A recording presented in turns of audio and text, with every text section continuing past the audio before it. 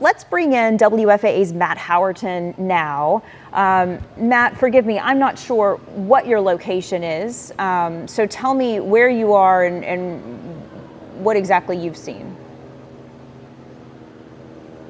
Well, Teresa, we haven't been out here as long as Cole has. In fact, we're just about west of where he is, just about a block west on Singleton and Golden. And we're pretty far from where all the action has been happening. And like I said, we got here around 10 p.m.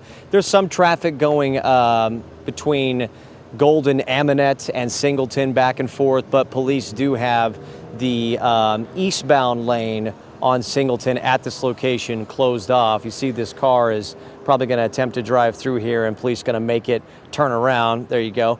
But this has also been kind of the area. Look over here to the left, Justin. You see folks leaving. This has been kind of the area where we've seen a lot of protesters dispersing. As you mentioned, once police declared this an unlawful assembly, it's just a matter of time before everyone starts to go home.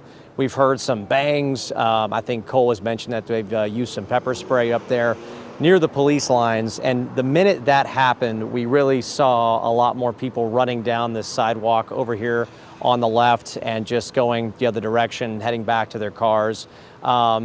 Safe to say this one is getting close to being done, but really didn't happen until police started to escalate things, I think. We heard a couple bangs. Like I said, I know one was a firework, but another one sounded like a flashbang, and that's when people really started coming this way. We've also heard some fireworks behind us. This would be further west down Singleton. Wouldn't be surprised if that might be the person that brought fireworks earlier. And we've seen a lot of people with flags, running through, honking their horns, whole lot of music, and this has been kind of a vantage point for people. There's a lot of apartment complex here off of Singleton and Golden. I mean, in Trinity Groves in this area, and so a lot of people. We're under one right now. A lot of people have been watching this from their balconies and just seeing things unfold.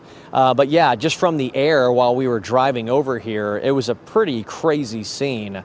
Safe to say, hundreds of people that were all there up at the foot, as you said, of Margaret Hunt Hill Bridge, and police doing a good job keeping them from getting on that roadway. But then once they got in the roadway, that's when things escalated, turned into that unlawful assembly. And when we arrived, there was a lot of folks that were in the road. There was a logjam of cars, as Cole mentioned, with traffic, but police have gotten that under control. They've pushed protesters off the street, and they've also kind of pushed them into the park. A significant amount of protesters have left from when we first got here. And you can see over to the left just more people with their signs. I think Justin's going to pan over there, just walking and heading home. So it's probably safe to say, I don't know what Cole's seeing right now and how many are left in that park area, but it's been a steady stream of them coming out and west down Singleton, many of them getting back to their cars. But other than that, from our vantage point, we haven't really seen anything else. We did see a couple people spraying some graffiti on their way out, and one woman actually got in the face of a protester and said, "This is our neighborhood." Justin's actually going to zoom in on it.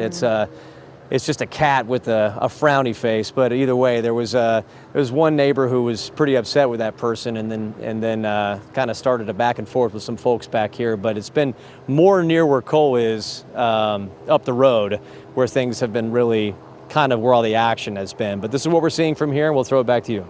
All right, Matt Howerton, thank you.